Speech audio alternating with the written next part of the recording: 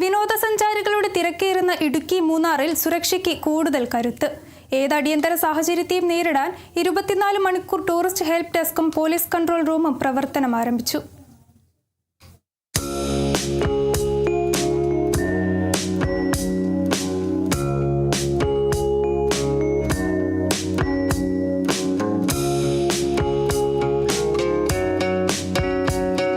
മുൻ DYSP S Chandrakumar ആയിരുന്നു help desk ഉദ്ഘാടനം ചെയ്തത്.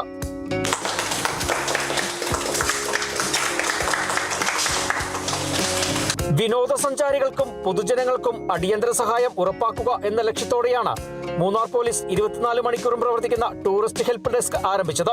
24 മണിക്കൂറും പോലീസിന്റെ സേവനം ജനങ്ങൾക്ക് മൂന്നാർ ടൗണിൽ പോലീസിന്റെ സേവനം ലഭ്യമാക്കുക എന്ന ലക്ഷ്യത്തോടു കൂടിയാണ് കൺട്രോൾ റൂം ബഹുമാനപ്പെട്ട ജില്ലാ പോലീസ് മേധാവിയുടെ നിർദ്ദേശാനുസരണം അടിയന്തരമായിട്ട് മുൻ ഡിവൈഎസ്പി ശ്രീ ചന്ദ്രകുമാർ സാറിന്റെ നിർദ്ദേശത്തിന്റെ അടിസ്ഥാനത്തിലാണ് അത് സ്റ്റാർട്ട് ചെയ്തിരിക്കുന്നത്. ഇപ്പോൾ പുതിയതായിട്ട് ചുമതലയേറ്റ Shri Baiju sir Munnar DYSP Shri Baiju sir അതിന് നിർദ്ദേശങ്ങൾ നൽകിയിട്ടുണ്ട്. 24 മണിക്കൂറും കൺട്രോൾ റൂമിന്റെ പ്രവർത്തനം ഉണ്ടാവണം. പോലീസിന് ജനങ്ങളുടെ സേവനം ലഭ്യമാക്കണം. പ്രത്യേകിച്ചും ഗസ്റ്റുകൾക്കും അതുപോലെ തന്നെ ടൗണിലുണ്ടാകുന്ന വിഷയങ്ങളിലും പോലീസിന്റെ ഇടപെടൽ കൂടുതൽ ഉണ്ടാവുന്നതിന് വേണ്ടിയാണ് കൺട്രോൾ റൂം സജ്ജമാക്കിയിരിക്കുന്നത്. ആറോ കവലയിലെ മുൻ പോലീസ് കൺട്രോൾ റൂമിലാണ് പുതിയ സംവിധാനം ഒരുക്കിയിരിക്കുന്നത്.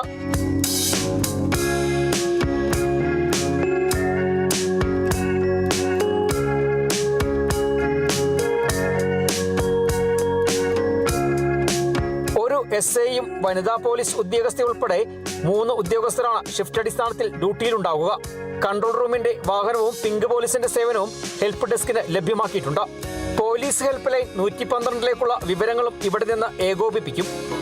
വിനോദസഞ്ചാരികളുടെ സുരക്ഷയും അടിയന്തര സഹായവും ഇനി കൂടുതൽ വേഗത്തിലും കാര്യക്ഷമമായും നടപ്പിലാക്കാമെന്ന പ്രതീക്ഷയിലാണ് പോലീസിന്റെ ഈ പുതിയ സംവിധാനം.